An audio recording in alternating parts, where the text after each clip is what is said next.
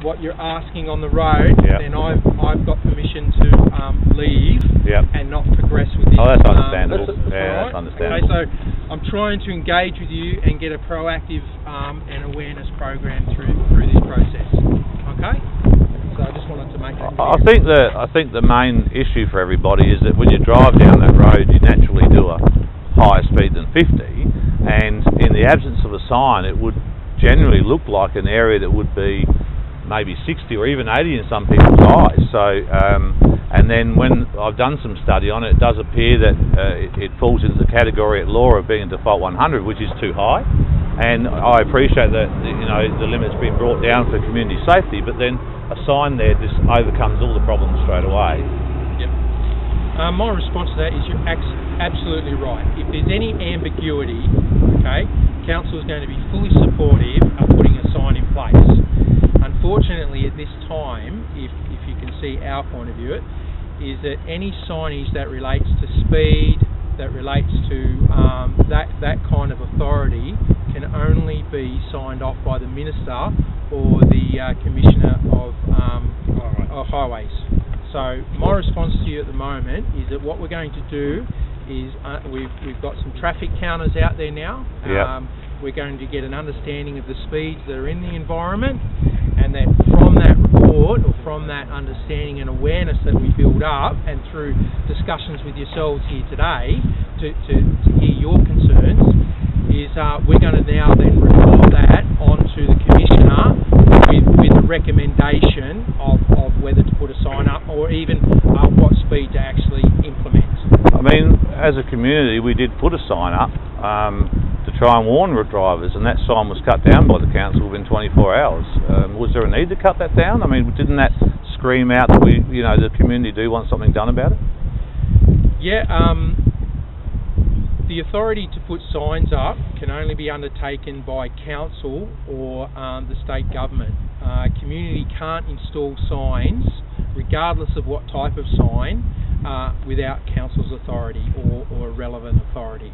Okay. So if you were to have approached us and talked about what your concerns were, which I'm sure you probably have done in the past, but that said, that what we're doing is trying to look at that and resolve that at the moment. Yeah. So if at law, as it appears, it is a default limit that's higher than what people are being prosecuted for by the police, do you think there's any chance the community will get their money back? Unfortunately, that's not for me to comment on. I can't comment on that. That's not council's. Are you allowed to give a personal opinion as to what you think the speed limit should be there? Do you think 50's correct, or? Sorry to ask for a personal opinion. No, that's fine. Look, personally, I do have an opinion, but in this forum, unfortunately, I can't give a comment. I want all the facts to come back and be relevant to the decision-making process.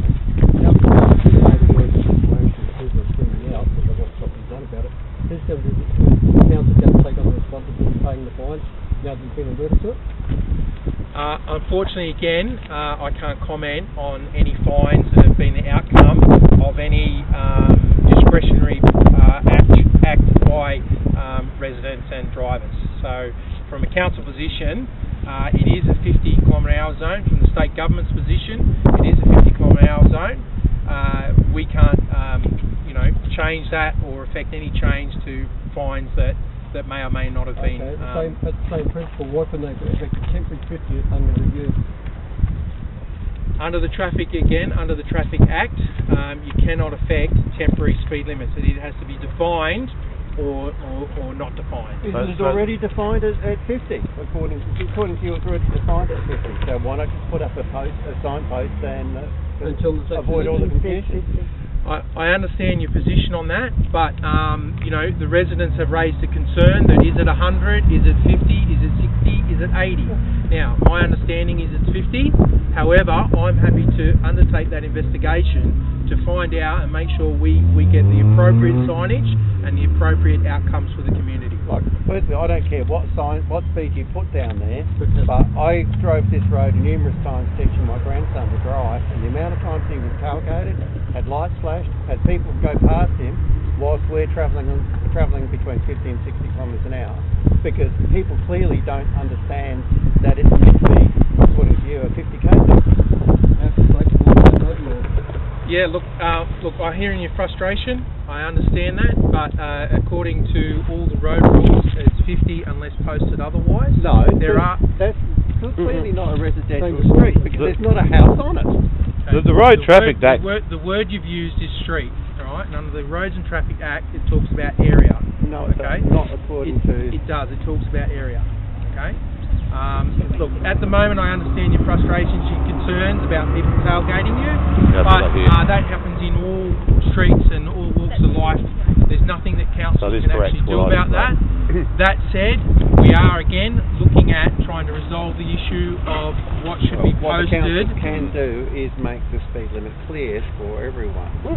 I think one of the problems. I understand what you're saying, but I've said it 5 or 6 times now. We're undertaking investigation. All right.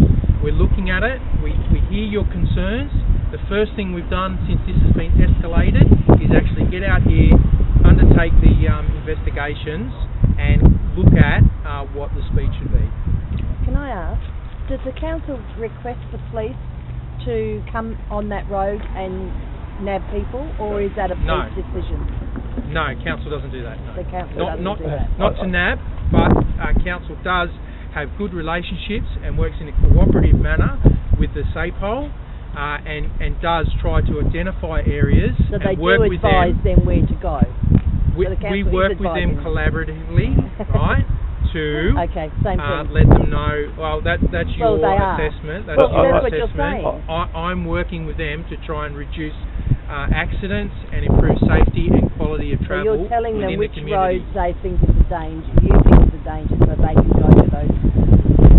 I'm not denying that we work collaboratively with SAPOL to identify and look at unsafe areas and unsafe travel. Well, I think one of the things I did when people approached me from the community was go online and look at licensing. You know, when you're getting your license, and there's a whole section there by the state government on how to get your license, what the rules are. And when you look up the rules, you would think that to be default 100. So people are actually taught not to do 50 on a zone like that.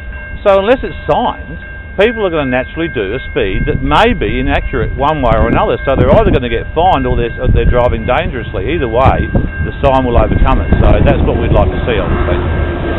Look, I totally agree.